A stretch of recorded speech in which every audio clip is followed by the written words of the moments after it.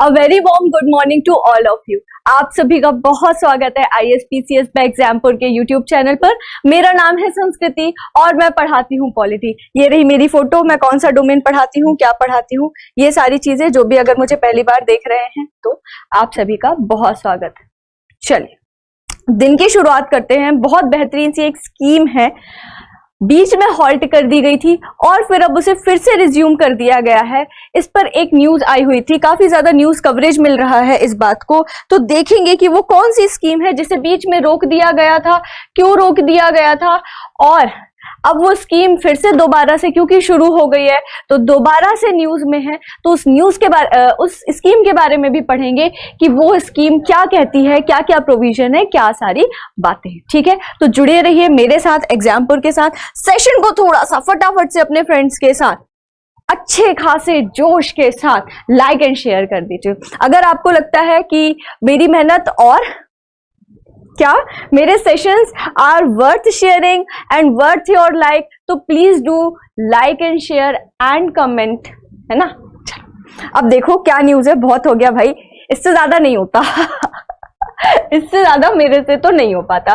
देखो news the Hindu की news है, क्या है कि union cabinet brings back MPLAD scheme. ठीक, तो वैसे तो थंबनेल में आप लोगों ने देख ही लिया होगा कि किस स्कीम के बारे में बात करने वाले हैं हम। MPLAD स्कीम के बारे में बात करने वाले हैं। अभी बताऊंगी कि क्या स्कीम है, इसका फुल फॉर्म क्या है, इस स्कीम के जरिए क्या होता है, कैसा होता है। ठीक है, न्यूज देख लीजिए कि क्या कह रही है। इस न्यूज का क्या मतलब है कि MPLAD जो स्कीम है वो क्या हुई है, ब्रिंग्स बैक का मतलब है दोबारा से लाई गई है, इसका मतलब कि बीच में हॉल्ट भी करी गई होगी। चलिए अब इससे पहले कि ये स्कीम क्या, कैसे, क्यों, क्या पॉलिटिक्स, क्यों रुकी, क्या हुआ, सबसे पहले जान लेते हैं MPLAD स्कीम के बारे में। ठीक है, MPLAD में बोल लेती हूँ, ठीक है, मुझे आसानी होती है। तो MPLAD स्कीम क्या है इसके बारे में जान लेते हैं, क्योंकि पूरा सेशन जो है उसमें बार बार हम यूज करेंगे MPLAD। आपको पता होना चाहिए कि कौन सी स्कीम के बारे में बात हो रही है, राइट। चलो तो देखो ये तो रही न्यूज कवरेज। इस न्यूज कवरेज को थोड़ा सा और आप लोगों को क्लियरली दिखे इसलिए मैंने स्लाइड में भी लगा दिया है। क्या है, क्या कह रही है न्यूज की, member of parliament local area development scheme, MPLAD का ये रहा फुल फॉर्म। सारे बच्चे लिख लेंगे, बहुत इंपॉर्टेंट है, सारे बच्चे लिख लेंगे। अगर जरा सी भी मेरी बात मानते हो तो मान जाना, ये सारी स्कीम्स बहुत इंपॉर्टेंट होती हैं, इसलिए सुबह सुबह से बेहतरीन तरीके से फैक्चुअल एक सेशन लेकर के आई हूं ताकि क्या हो, आपकी स्कीम्स भी रिवाइज होती रहे। बच्चे बड़े परेशान रहते हैं कि स्कीम याद नहीं होती, स्कीम रिवाइज नहीं कर पाते हैं, है ना। तो वही सारी चीजें जो ज्यादा न्यूज में है उन्हीं से रिलेटेड पूछा जाता है, इसलिए हमारे एग्जामिनेशन के लिए MPLAD क्या हो जाती है, काफी ज्यादा इंपॉर्टेंट स्कीम हो जाती है। Member of parliament local area development scheme नाम है इसका। ठीक है, उसको सस्पेंड कर दिया गया था, मतलब वो काम कर रही थी, चल रही थी, 2022 में उसे क्या किया गया था, सस्पेंड कर दिया गया था कोरोना वायरस के चलते, और अब फिर से नवंबर 2021 में क्या किया गया है, उसे रिज्यूम किया गया है। अब जल्दी से समझ लेते हैं member of parliament local area development scheme. अब यहां पे देखो, मैं किसी नेता का, चाहे वो हमारे प्रधानमंत्री जी क्यों ना हो, चाहे वो हमारे मेरे प्रदेश के मुख्यमंत्री ही क्यों ना हो, किसी का प्रमोशन नहीं कर रही हूं। ऐसी दिखती है कुछ वेबसाइट, ठीक है, ऐसी दिखती है MPLAD स्कीम की वेबसाइट। ये स्क्रीनशॉट उसी किसका है, उसी वेबसाइट का है। और अगर आप लोगों को दिख रहा होगा तो यहाँ पे देखिए लिखा हुआ है एकदम मेन हेडिंग में। वेबसाइट में ऐसे ही होता है ना, जो भी मेन चीज होती है उसको ऊपर एक स्ट्रिप में बार बार रन किया जाता है ना। तो ये देखिए यहाँ पे लिखा भी हुआ है, cabinet approves restoration and continuation of member of parliament local area development scheme. ठीक है, चलिए वेबसाइट के दर्शन करा दिए। और क्या है, अब देखो ये स्कीम किन सारी चीजों की बात करती है, कब आई थी, क्या हुआ था, सब देखते हैं। MPLAD है ना, member of parliament local area development scheme, नाम से ही समझ आ रहा है कि लोकल एरिया के डेवलपमेंट और मेंबर ऑफ पार्लियामेंट, इन दोनों को मिलाकर के कुछ स्कीम है, क्योंकि नाम में ही दोनों चीजें लिखी हुई हैं। अब क्या है, ये जो स्कीम है वो 1993 में आई थी। ठीक है, ये ना समझ लेना कि अभी की जो सरकार है बीजेपी, जो सत्तारूढ़ दल बना हुआ है हाल फिलहाल में 2014 से, वो कुछ नया सा लेकर के आया है। ये स्कीम काफी पुरानी है, 1993 से चली आ रही है। ठीक है, 1993 से चली आ रही है। अब आप लोग इतना सुबह से सेशन देख रहे हैं, बढ़िया बढ़िया बेहतरीन कंटेंट एंजॉय कर रहे हैं। कमेंट बॉक्स में सेशन के कंप्लीट होने के बाद लिखेंगे कि 1993 के समय पे भारत के तत्कालीन प्रधानमंत्री कौन थे। ठीक है, और इस सेंटेंस को कैसे कंप्लीट करेंगे, भारत के प्रधानमंत्री का नाम लिख के आगे लिखना 1993 में MPLA स्कीम आई थी। This is how you all should ideally be studying. ठीक, चलिए आगे देखिए। सेंट्रली स्पॉन्सर्ड है MPLA स्कीम, मतलब कि इस स्कीम में जितना भी पैसा, जिस भी तरीके से जो भी सारी चीजें होती हैं, वो कहां से होती है, केंद्र सरकार के तरफ से होती है, केंद्र उसे स्पॉन्सर करता है। ठीक है, government of India, fully funded by government of India. ठीक है ना, सेंट्रली स्पॉन्सर्ड स्कीम है और कौन फंड करता है, गवर्नमेंट ऑफ इंडिया करती है। MPLA स्कीम कब आई थी, 1993 में आई थी। 3 पॉइंट हो गए, 1, 2 सेंट्रली स्पॉन्सर्ड है ना, और 3 क्या है, funded by government of India है ना। 3rd पॉइंट हो गया आपका ये।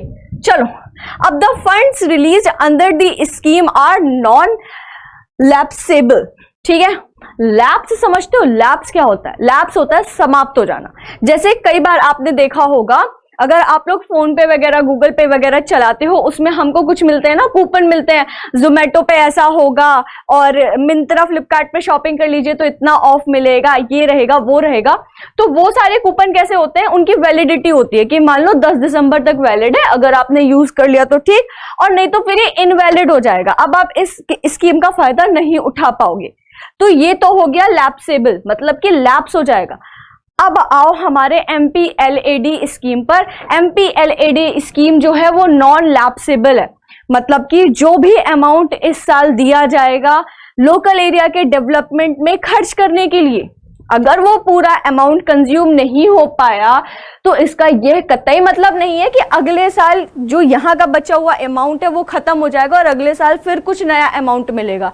जो भी अमाउंट बचेगा वो नए अमाउंट में ऐड हो जाएगा। ऐसा नहीं है कि वो पैसा ही समाप्त हो गया, ऐसा नहीं होगा। इसलिए इस स्कीम को क्या कहा गया है कि ये नॉन लैप्सेबल है, ये लैप्स नहीं होती है, पैसा आगे आगे एड ऑन होता जाता है। 4था पॉइंट हो गया, एक ही स्लाइड में ये देखो बहुत बेहतरीन तरीके से। और 5वां पॉइंट, आप इस स्कीम का पूरा फुल फॉर्म देख लीजिए। एक इतनी सी स्लाइड में देख रहे हैं कितनी सारी इंफॉर्मेशन है, कितनी सारी। MPLA का फुल फॉर्म कब आया, उस समय पे किसकी सरकार थी और प्रधानमंत्री पद पे कौन थे। ठीक है, इसके बाद फिर कहाँ से स्पॉन्सर होती है ये स्कीम, फंड कहाँ से मिलता है इस स्कीम को, और 5वां लैप्सेबल है या नॉन लैप्सेबल है। आपका 250 शब्द से ज्यादा का कंटेंट उस पिछली स्लाइड में ही कंप्लीट हो जाएगा, है ना। चलो अब और देख लेते हैं और डिटेल में। अब क्या स्कीम से रिलेटेड बड़े क्वेश्चन आते हैं, स्कीम से रिलेटेड बड़े क्वेश्चन आते हैं। और अब यहाँ पे क्या है, मेंबर ऑफ पार्लियामेंट और विकास दोनों को जोड़ दिया गया है, तो ये क्वेश्चन कहीं भी आ सकता है और कितना भी लंबा आ सकता है। इसलिए थोड़ा और डिटेल में समझ लेते हैं कि किस तरीके से member of parliament local area के डेवलपमेंट में अपनी सहयोगिता दर्ज कराएंगे इस स्कीम के तहत।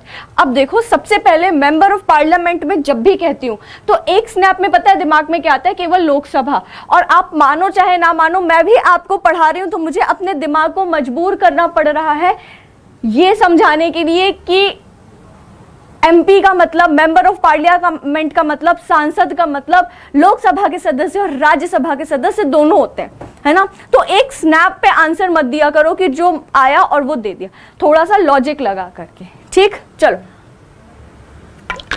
तो ये स्कीम मेंबर ऑफ पार्लियामेंट के लिए है, सांसद के लिए है, मतलब किन के लिए है, जो लोकसभा के मेंबर्स हैं उनके लिए भी है और जो राज्यसभा के मेंबर्स हैं उनके लिए भी है, दोनों के लिए।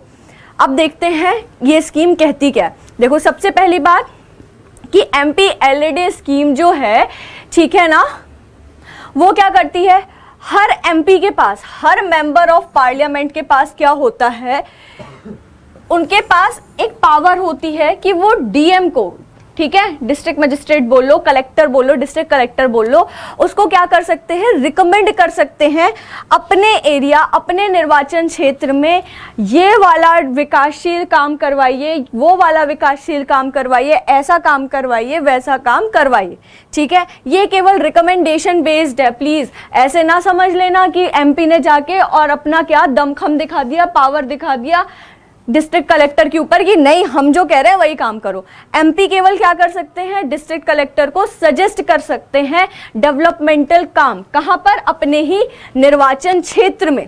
एक साल में कितने का काम, 5 करोड़ का, ठीक है, 5 करोड़ का विकासशील कार्य उस निर्वाचन क्षेत्र का सांसद किसे सजेस्ट कर सकता है, डिस्ट्रिक्ट कलेक्टर को। मतलब मान लो कि शहर में सारी चीजें चल रही हैं, एक निर्वाचन क्षेत्र है, वहां पे सारी चीजें चल रही हैं, ठीक है।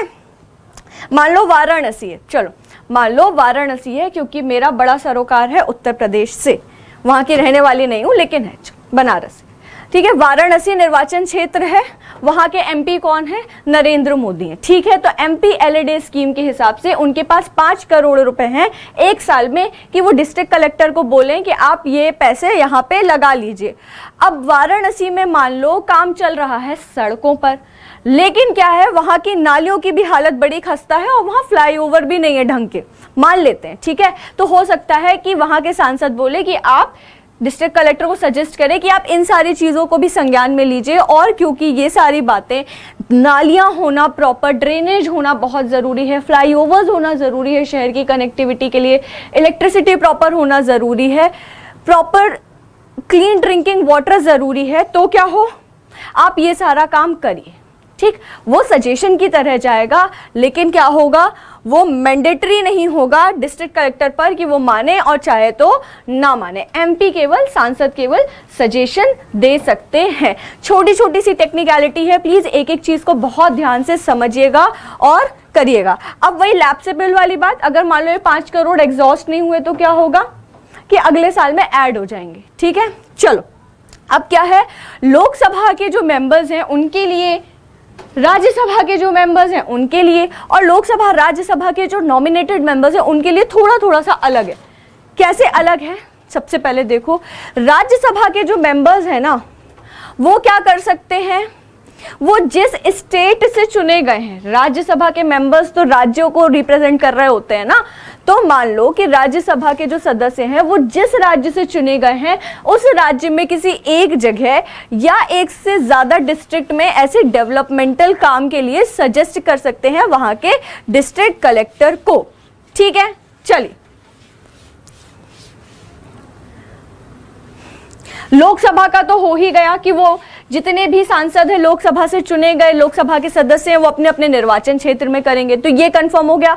राज्यसभा का हो गया कि वो जिस स्टेट से आए हैं उसमें एक या एक से ज्यादा शहरों के विकास के लिए बोल सकते हैं राज्यसभा के सदस्य। अब ये दोनों इलेक्टेड सदस्यों के लिए था, लोकसभा के इलेक्टेड सदस्य मतलब लोकसभा के निर्वाचित सदस्य और राज्यसभा के भी निर्वाचित सदस्य। अब चाहे डायरेक्ट इलेक्शन से हो चाहे इनडायरेक्ट है, तो निर्वाचित ही ना, है ना। चलो, अब जो नॉमिनेटेड लोग हैं, मतलब कि जो चयन करके आए हुए हैं, ठीक है, जिनका क्या किया गया है, जिनको प्रेसिडेंट की तरफ से नॉमिनेट किया गया है, वो क्या कर सकते हैं।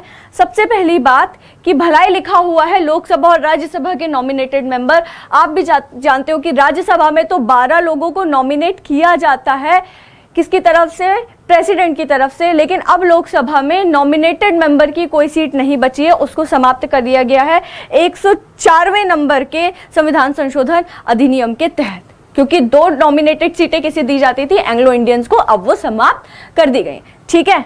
चलो, तो अब जैसा वेबसाइट में लिखा है वैसा ही पढ़ लेते हैं, लेकिन फिर भी अपनी समझ के लिए क्या रहेगा कि अब प्रैक्टिकली नॉमिनेटेड मेंबर्स कहां पर है, केवल राज्यसभा में, ठीक है। तो nominated members of the Lok Sabha and Rajya Sabha may select any one or more district from a one state in the country for implementation of the choice of work under the scheme। इसका क्या मतलब हुआ कि जो नॉमिनेटेड सदस्य हैं वो पूरे देश में किसी एक या एक से ज्यादा डिस्ट्रिक्ट, देखो ऐसे समझो, जितने भी नॉमिनेटेड सदस्य हैं, ठीक है, राज्यसभा के और लोकसभा के तो बचे नहीं, राज्यसभा के बचे नहीं का मतलब उनका पद समाप्त कर दिया गया है। प्लीज, अन्यथा कुछ भी ज्यादा दिमाग तेजी से दौड़ाने की जरूरत नहीं है सुबह सुबह। तो राज्यसभा के जितने भी नॉमिनेटेड मेंबर्स हैं वो पूरे देश में कोई एक राज्य सेलेक्ट करेंगे, राज्य एक ही होगा। अब एक राज्य में एक डिस्ट्रिक्ट पे डेवलपमेंट करवाना है या और भी कुछ डिस्ट्रिक्ट पे डेवलपमेंट करवाना है, ये सारा उस नॉमिनेटेड सांसद के ऊपर डिपेंड करता है, उनकी चॉइस पे डिपेंड करता है कि वो क्या करवाना चाहती हैं या चाहते हैं। ठीक है, वो क्या करवाना चाहती हैं, किसी एक राज्य के एक ही डिस्ट्रिक्ट में डेवलपमेंट करवाना चाहते हैं या फिर 2-4 जगह उस पैसे को बांट करके कई डिस्ट्रिक्ट्स में काम करवाना चाहते हैं। बट जितने भी डिस्ट्रिक्ट होंगे वो एक ही राज्य में आएंगे। ऐसा नहीं है कि एक असम में और एक गुजरात में और एक कश्मीर में, ऐसा नहीं होगा। ठीक है ना, एक ही स्टेट होगा, उसमें एक डिस्ट्रिक्ट भी हो सकता है, कई डिस्ट्रिक्ट भी हो सकते हैं। चलिए, तो ये रहा आपका MPLAD स्कीम। 5 करोड़ मिलते थे, 5 करोड़ मिलते थे, ठीक है, याद रखिएगा। लेकिन क्या है, 5 करोड़ मिलते थे, लेकिन अब कोविड के बाद सिचुएशन ऐसी सी हो गई है और सारी चीजें, तो क्या कहा गया कि अब 5 करोड़ की जगह हर सांसद को 2 करोड़ मिलेंगे कि वो MPLAD स्कीम के तहत अपने क्षेत्र का विकास करवा सके। ठीक है, चल, ये रही पूरी की पूरी न्यूज, है ना। और न्यूज में क्या था कि क्यों कोरोना के टाइम पे इस स्कीम को बंद किया गया, क्योंकि भाई आप अगर हर सांसद को पैसे दोगे 5-5 करोड़ के लगभग, तो कितना बड़ा राजस्व क्रिएट हो रहा था, है ना। और कोरोना में हमारे देश को भी रेवेन्यू की जरूरत थी, तो सरकार ने जब इस स्कीम को थोड़े समय के लिए हॉल्ट किया, बंद नहीं किया, तो थोड़े समय के लिए रोका था बस।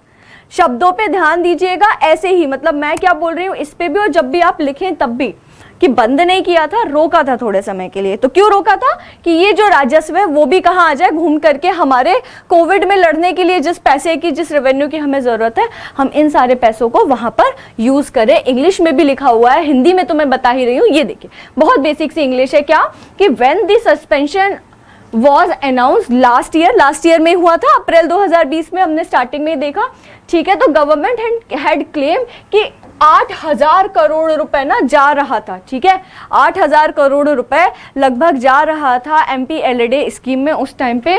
तो उस स्कीम को वहां पे रोकने के कारण क्या हुआ कि वो 8,000 करोड़ कोरोना वायरस से लड़ाई करने के लिए, या कोरोना वायरस से लड़ाई करने के लिए हमारे देश में यूज किया जाएगा, इसलिए इस फंड को रोका गया था। ठीक है, अब ऑपोजिशन, क्योंकि ये पॉलिटिक्स है और मैं आप लोगों को पॉलिटी से ही संबंधित कोशिश करती हूँ कि नए नए इवेंट्स, नए नए अपडेट्स बताती रहूँ ऐसे ही छोटे छोटे वीडियोस में। तो चलिए पॉलिटिक्स भी देख लेते हैं कि ऑपोजिशन का क्या कहना है। ऑपोजिशन कह रही है कि गवर्नमेंट ने क्या किया है, गवर्नमेंट ने बोल तो दिया था कि 8,000 करोड़ रुपए जो है उसकी बचत होगी और हम उसको कोरोना से लड़ने में, पेंडेमिक से फाइट करने में यूज करेंगे। लेकिन ऑपोजिशन कह रही है कि सरकार ने बताया ही नहीं कि वो 8,000 करोड़ रुपए कहां, कब, कैसे कोरोना से लड़ाई में यूज किए गए। मतलब ऑपोजिशन मांग रही है प्रूफ कि भैया दिखाओ हमको, वो क्या था, पेपर दिखाओ कुछ था ना, ऐसे मीम बन रहे थे, तो पेपर दिखाओ हमको, कहाँ कहाँ खर्च कर दिए 8,000 करोड़ रुपए। आपने बोल तो दिया कि आप MPLAD में नहीं दोगे और यूज करोगे कोरोना से लड़ाई लड़ने में, अब वो कहाँ खर्च करे हैं हमको दिखाओ, ऐसा ऑपोजिशन कह रही है, मांग कर रही है। ठीक है, लेकिन अभी तक की अपडेट यही है कि MPLAD स्कीम को फिर से रिज्यूम किया गया है। एक और बड़ी अच्छी इंफॉर्मेशन कि फाइनेंशियल ईयर की अगर बात करो ना, आपसे पूछा जा सकता है एकदम कि MPLAD स्कीम कब से कब तक बंद थी या कौन कौन से फाइनेंशियल ईयर में बंद थी। ठीक है, तो 2020 और 21 और साथ ही साथ 2021 और 22, इन दोनों फाइनेंशियल ईयर में बंद थी, अभी पार्शियली इसे खोल दिया गया है, बट कंसिडर अगर आप करोगे तो 2 फाइनेंशियल ईयर को लोगे इसमें, ठीक है ना। You will be taking 2 financial year in consideration if you will be asked कि for how many financial years the MPLAD scheme has been halted in order to क्या transfer the funds for fighting with corona virus in India. चलिए, I hope आप लोगों को बड़ा मजा आया होगा, बहुत सारी इंफॉर्मेशन मिली होगी और आप लोगों ने ध्यान से सुना होगा, आंखें खोल करके, कान खोल करके और दिमाग खोल करके।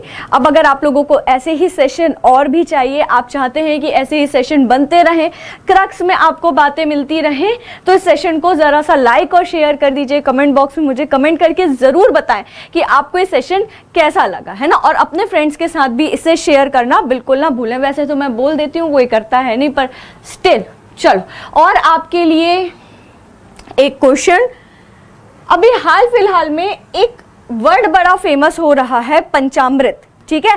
वो भगवान जी को चढ़ाने वाला पंचामृत नहीं है, पहले ये समझ लीजिए कि भगवान जी को चढ़ाने वाला नहीं है ये पंचामृत शब्द। एक और शब्द जो बड़ा न्यूज़ में है, किस बात से संबंधित है, किस चीज़ से संबंधित है, मुझे कमेंट बॉक्स में कमेंट करके ज़रूर बताइएगा कि पंचामृत शब्द जो है ये बड़ा फेमस हो रहा है, अभी न्यूज़ में भी बड़ा आ रहा है, किससे संबंधित है। आप बहुत सारी बातें लिख करके बता सकते हैं, मैं आप सभी के कमेंट पढ़ती हूँ। आपको लगता होगा कि मैम नहीं पढ़ती हैं, नहीं देखती हैं, ऐसा नहीं है। और अगर आपको सेशन अच्छा लगा तो इसी क्वेश्चन के आंसर के साथ ये भी बता दीजिएगा कि आपको सेशन अच्छा लगा, क्या अच्छा लगा। और अगर किसी टॉपिक पे आप चाहते हैं ऐसे ही छोटे छोटे क्रक्स इन अ नटशेल में हम वीडियोस बनाएं, तो वो भी आप रिक्वेस्ट कर सकते हैं। सारे कमेंट देखती हूँ, उस हिसाब से आपकी डिमांड पर भी क्या हो सकता है, हमारे वीडियो का नेक्स्ट टॉपिक हो सकता है। चलो, ये रहा आपका MPLAD स्कीम। MPLAD स्कीम क्या है, कब आई। अच्छा, एक और क्वेश्चन था, है ना, 1993 के समय पे MPLAD स्कीम आई थी ना, उस समय में भारत के PM कौन थे, भारत के प्राइम मिनिस्टर कौन थे। 2 क्वेश्चन हो गए, एक ये हो गया, एक ये हो गया, और एक ये हो गया कि आपको सेशन कैसा अच्छा लगा। तीनों चीज़ें मुझे कमेंट बॉक्स में लिख करके बताइएगा। मिलते हैं अगले ऐसे ही किसी शॉर्ट वीडियो में, बहुत बेहतरीन तरीके से करंट अफेयर को भी डिस्कस करेंगे और उसके पीछे बैकग्राउंड में जो भी कथा कहानी गाथा है, फैक्ट्स हैं, बातें हैं, आर्ग्यूमेंट है, तर्क है, सबके सब पढ़ेंगे, ठीक है। चलिए, मिलते हैं अगले सेशन में। और जैसा कि मैं हमेशा कहती हूँ, देश की सेवा करते रहिए, मानवता की सेवा करते रहिए। Have a very good day ahead. This is Sanskriti Chand signing off. Take care.